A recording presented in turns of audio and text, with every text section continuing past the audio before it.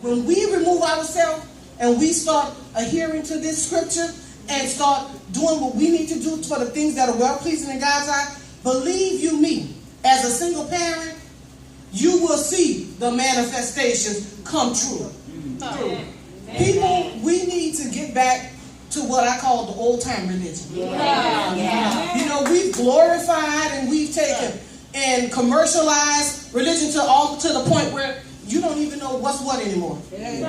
Some of this new music, I mean, you have to stop and just really ask yourself, okay, what is it that we going on?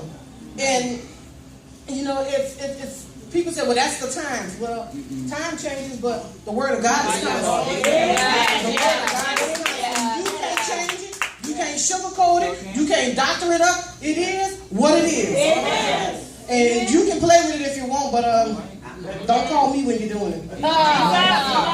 You know, see, the Word tells us, you know, God wants us to do good things. He really does want us to do good things. And when He says He makes us perfect, He's not talking about a perfection that we equate with. He's talking about giving us the gifts, the skills, and the ability to do what it is He wants us to do. Amen.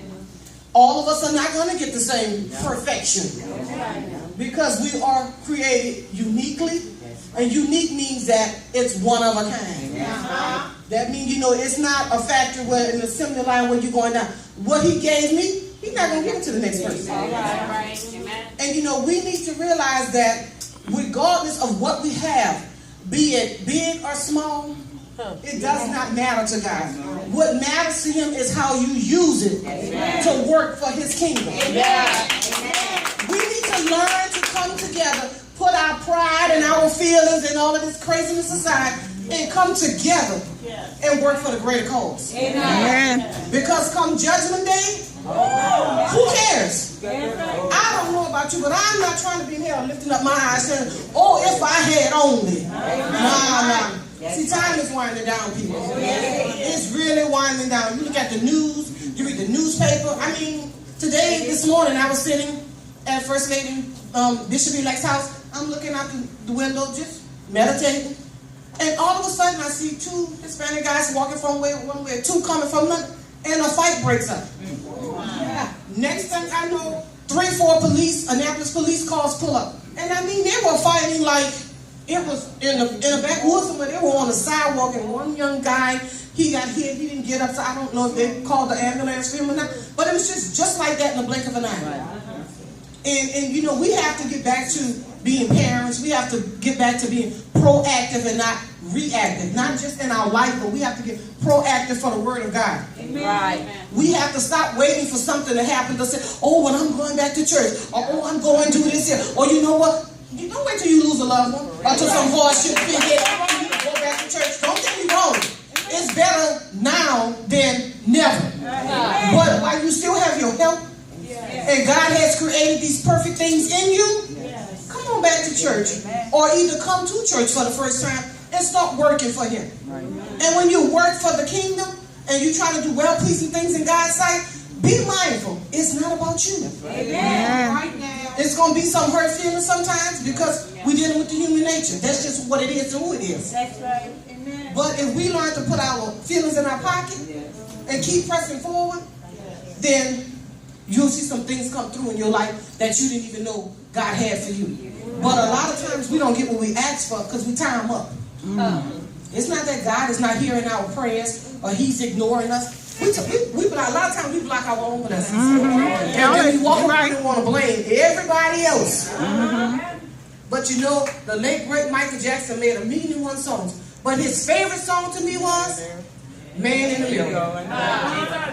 He had this phrase. He said, I'm starting with the man in the mirror. If you want to make this world a better place, you got to look at yourself. And I don't know about y'all, but that's hard. That's hard. And throughout my professional career, I would have to do self-evaluation. And that was the worst thing in the world for me. Because one, I know it's not about me. I hate to write about myself. And I know hate is a strong word. When First Lady asked me for a Bible, I said, you know what to say about me. She said, you want to do the right? No, because I really don't have to be in the front of people. That's just not who I am. But then the Word of God hit me. He said, you know, I thought about it. He said, study to show thyself approved. I said, well, you know, Lord, I get in my word daily. I meditate. I attend church, you know, so I'm thinking, okay, here we go. So, and they were going through a tough time. And I mean, you know, sometimes God will test you. Indeed. And your test is not always a test that you can go home and study for. Right, that's it.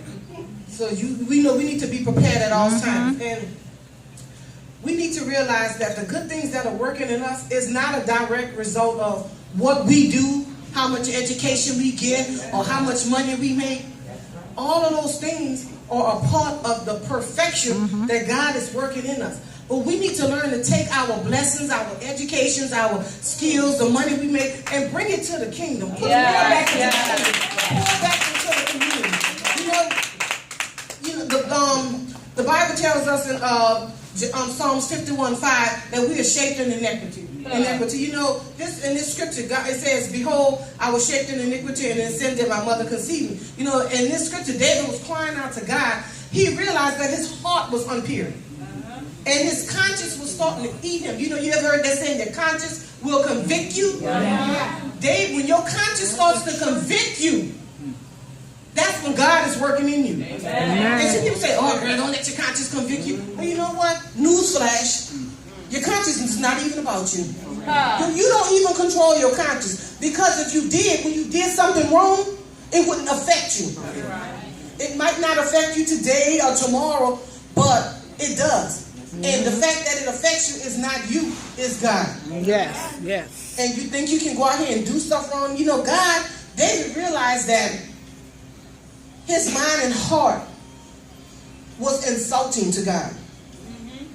And it was here that he cried and reached out and asked God to please have mercy on me. You know, God is a forgiving God, and he's a merciful God. But we tend to take those things for granted. You know, we have to truly learn how to take our gifts and come back to the kingdom and take our gifts and when we sin, and don't think that I'm perfect. The Lord knows I am far from perfect. So if anybody walk around with their nose and they're telling you they're perfect, I know that. Nah, that ain't happening. Because if you don't say it, you do it. If you don't do it, you think it. You just have to know how to come back to God and reconcile and ask for pardon for your sins. But in the process of asking for pardon for your sins, don't keep going back out and doing the same thing the same. See, that's where people get it twisted. Oh, I can just ask God for forgiveness. Then you can ask him. But one of these times you ain't gonna have the ability to ask him for forgiveness for that foolishness you're doing. You know, it's just amazing to me. I call it selective religion. When people take a scripture and they run with it. But if you want to know the real meaning of that scripture, read the 1 or 2 above it and read the 2 or 3 below it. And you're gonna get the whole manifestation. Don't take the word of God to cover up your foolishness. Amen. Preach. Don't take it. Because you think you're getting away with it now. Oh, but when you wonder when your world falling down and all your crumbling blocks and everything around you falling down, just go in your little corner in your little prayer closet and think about all the foolishness you did and thought you got away with it. You know the old folks that say God sits high and he looks low? Oh, he keeping count.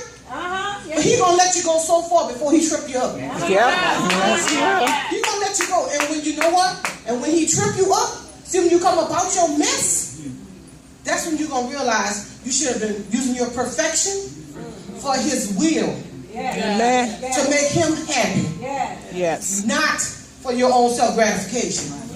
Because see, the self is our biggest enemy. It is our biggest enemy. And for me, if I ain't in no suit in front of nobody, guess what? Honey, I'm looking like a bum.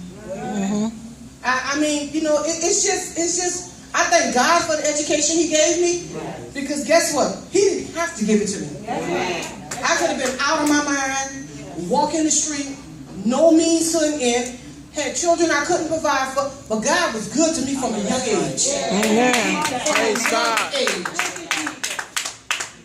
You know, and I tell people, and I don't take it lightly. I mean, I don't know, October will be 5 years I've been retired. He blessed me to retire at 46. Oh, Jesus, glory. 46. And it wasn't nobody but him. Because my idea, I was working another 5. But when I went to inquire, they telling me, if I work 5 more years, I'm going to get $20 a month. I said, send my papers. and at that point, that was time for me to do more work for his kingdom. Amen. Amen.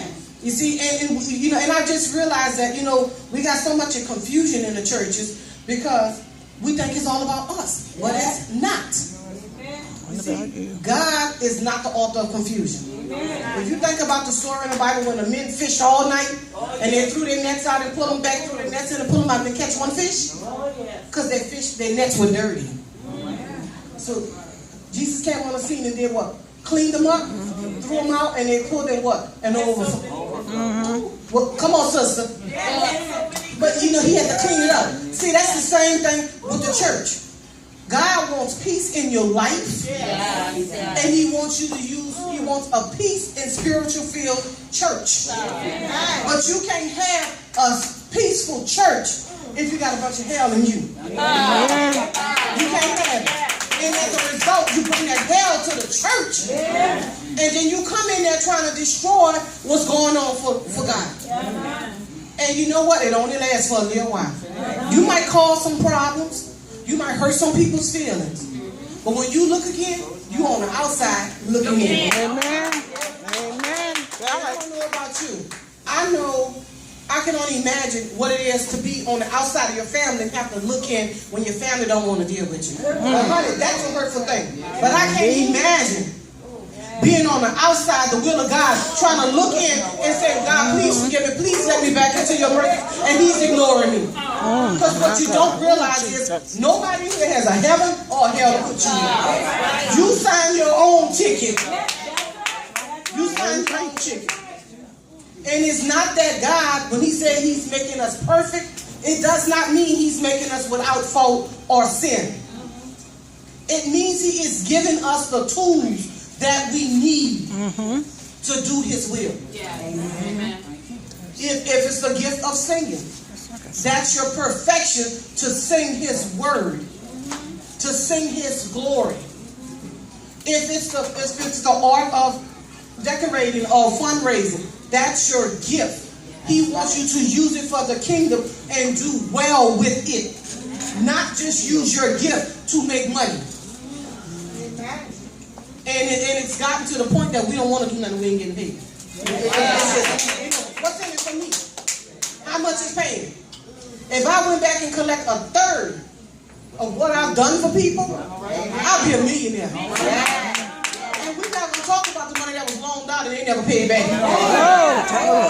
But guess what? I said, when you lie to me and you hurt me, you're doing it to God because I'm His child. That's right. Amen. So, if you okay doing it with Him, who am I? If you okay hurting Him, who am I? I'm just a nobody. Like that song say, trying to tell everybody about somebody who will save anybody. I'm nobody. And that's just the way I live my life. I'm just nobody. And people don't realize that the covenant that God has with His Son Jesus is bounded in blood. And I don't know about you, but just think about how important blood is. Blood is truly the lifeline of life. Amen. Because when you have no blood running through your veins, you have no life. You can't get a greater bond than the bond, first of all, between a son and a father. And then it's a bond that's wrapped in blood.